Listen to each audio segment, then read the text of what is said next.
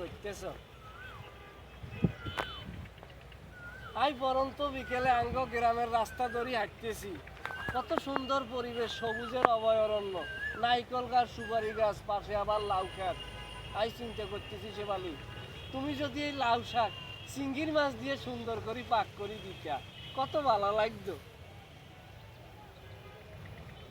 তুমি কি আঙ্গ গ্রামে আসবে না শেফালি? তুমি আসলে যে কত ভালো লাগতো।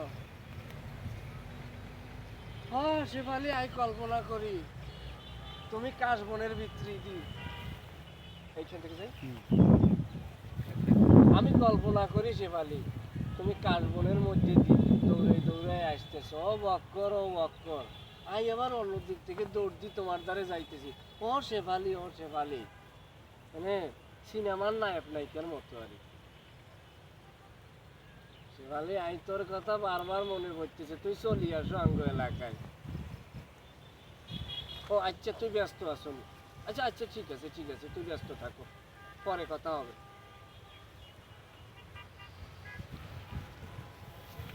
ওকে, done.